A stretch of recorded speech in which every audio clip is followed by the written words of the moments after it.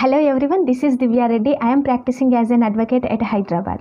ఈరోజు మనం rent control act 1960 గురించి తెలుసుకుందామండి. ఈ రెంట్ కంట్రోల్ యాక్ట్ 1960 అనేది తెలంగాణ అండ్ ఆంధ్రప్రదేశ్ రెండింటికి వర్తిస్తుందండి.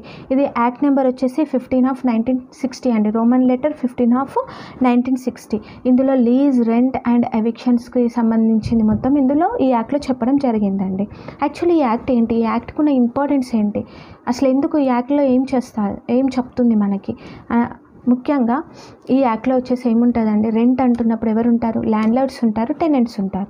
సో ల్యాండ్ లార్డ్స్కి టెనెంట్స్కి మధ్యలో ఏదైనా డిస్ప్యూట్స్ వచ్చాయనుకోండి, లేదా వాళ్ళు రెంట్ అగ్రిమెంట్ అయినప్పుడు ఎవరైనా one of the party breach అవుతే అప్పుడు వీళ్ళకి ఆల్టర్నేట్ సోర్స్ అన్నది ఉండాలి కదా. సో ఆ డిస్ప్యూట్స్ని క్లియర్ చేసుకోవడానికి రెంట్ కంట్రోల్ యాక్ట్ దాని ప్రకారం ఫాలో అవ్వాల్సి ఉంటుంది. దీంట్లో కంట్రోలర్ ఉంటారండి. ఆ కంట్రోలర్ ద్వారా అంటే దీంట్లో ఒక రెంట్ ఎంత అమౌంట్ పే చేయాలి, ఎంత అమౌంట్ ఫిక్స్ చేసుకోవాలి, ల్యాండ్ లార్డ్స్కి ఉన్న రైట్స్ ఏంటి, టెనెంట్కి ఉన్న రైట్స్ ఏంటి, ఇవన్నీ కూడా ఈ యాక్ట్లో క్లియర్గా ఇవ్వడం జరిగిందండి.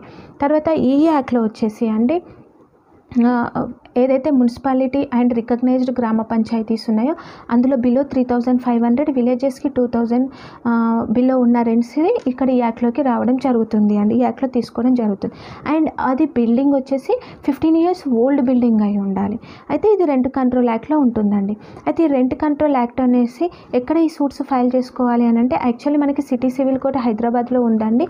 తర్వాత మిగతాది ఏదైతే ఎక్కడైతే ఈ కోర్ట్స్ అవైలబుల్ లేదో అక్కడైతే జూనియర్ సివిల్ జడ్జ్ ఎవరైతే హయ్యర్ క్యాడర్స్ ఉందో, బిలో ఎవరైతే జూనియర్ సివిల్ జడ్జెస్లోనే హయ్యర్ క్యాడర్స్ ఉన్న వాళ్ళ దగ్గర ఇది సూట్ ఫైల్ చేసుకోవచ్చు అంటే ప్రిన్సిపల్ జూనియర్ సివిల్ జడ్జ్ దగ్గర ఇది ఫైల్ చేసుకోవచ్చు. మిగతా కేసెస్ యాజ్ యూజువల్లీ సివిల్ కోర్ట్స్లోకి వెళ్ళిపోతాయి. ఓకేనా. అయితే ఇప్పుడు చూడండి, మనకి ఇందులో మొత్తం అంటే సెక్షన్స్ 35 ఉన్నాయి. కొన్ని మనకి ఇంపార్టెంట్ సెక్షన్స్ చూస్తే సరిపోతుంది. ఓకే. అండ్ డెఫినేషన్స్ చూడండి. డెఫినేషన్లో వచ్చేసి సెక్షన్ 2 సబ్సెక్షన్ 3లో చూడండి బిల్డింగ్స్. ఓకే. బిల్డింగ్ అంటే ఏంటి, building means any house or hut or part of a house or hut let or to be let separately for residential or non-residential purpose.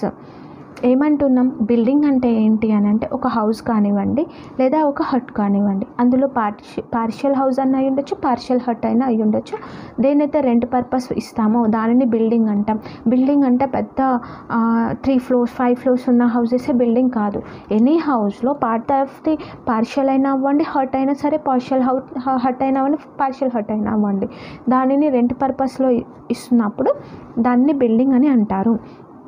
తర్వాత a gardens, grounds, garages and out houses if any appertainent to such house, hut or a part of such house or hut and let or to be let along with such houses or hut or part of such hut, house or hut.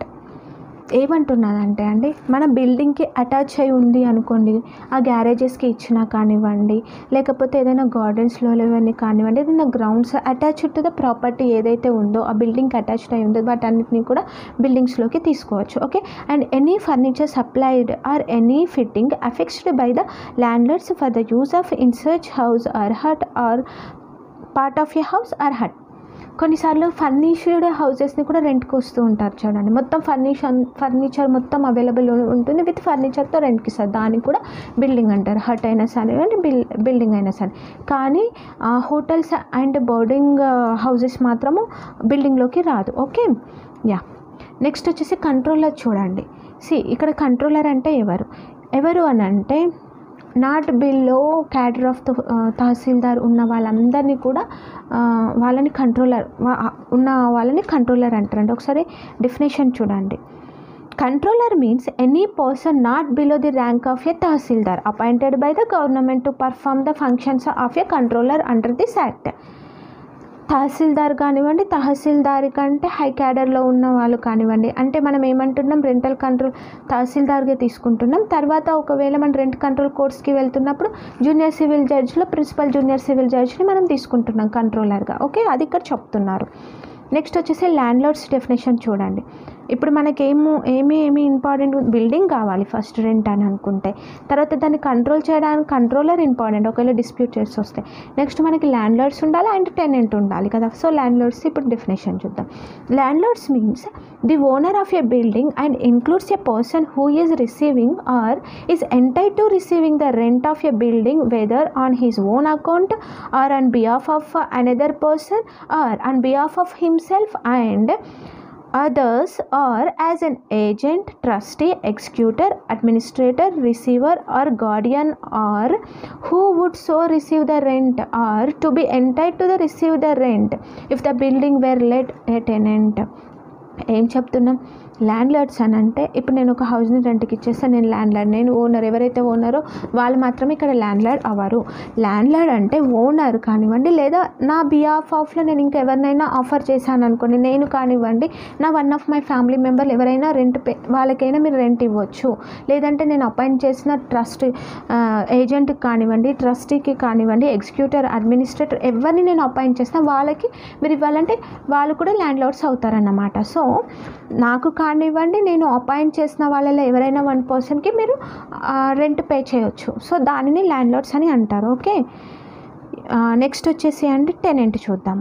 Tenant means any person by or on whose account rent is payable for a building and includes the surveying spouse or any son or a daughter of a deceased tenant who had been living with the tenant in the building as a member of the tenant's family up to the death of the tenant and a person continue in possession after the termination of the tenancy in his favor but does not include a person placed in occupation of a building by its tenant or a person to whom the collection of rents or fees in a public market, cart stand or slaughter house or of rents of shops has been framed out of leased by a local authority. ఏంటంటే అండి, hello everyone, sorry for the interruption, but మీరు చూసే videos అన్నీ demo lectures మాత్రమే sir. మీకు కానీ full length lectures కావాలని ఉంటే గూగుల్ ప్లే స్టోర్కి వెళ్ళి మీరు మా ఒక యాప్ని డౌన్లోడ్ చేసుకోవచ్చు sir, which is my law point app. ఓకేనా, అలానే మీరు కానీ ఐఫోన్ యూజర్ అయి ఉంటే మీరు యాప్ స్టోర్ నుంచి ప్రాపర్గా క్లాస్ ప్లస్ అనే యాప్ డౌన్లోడ్ చేసుకోండి. దానిలో మా ఒక ఆర్గనైజేషన్ కోడ్ కానీ మీరు ఎంటర్ చేస్తే విచ్ ఈజ్ KFCQS, ఈ ఆర్గనైజేషన్ కోడ్ ఎంటర్ చేయగానే మా యాప్ మీరు అక్కడి నుంచి కూడా డౌన్లోడ్ చేసుకోవచ్చండి. If you find anywhere any difficulty regarding JCJ classes, ఏమైనా ఎంక్వైరీ ఉన్నా కానీ, ఏమైనా గైడెన్స్ కావాలన్నా కానీ, సిలబస్ గురించి తెలుసుకోవాలన్నా కానీ, please feel free to call me up. My number is 9000315302. Anywhere, any difficulty, your friend, your mentor is there to help you guys. Okay, I'm not going to kill your time. Bye bye for today. Take care. See you.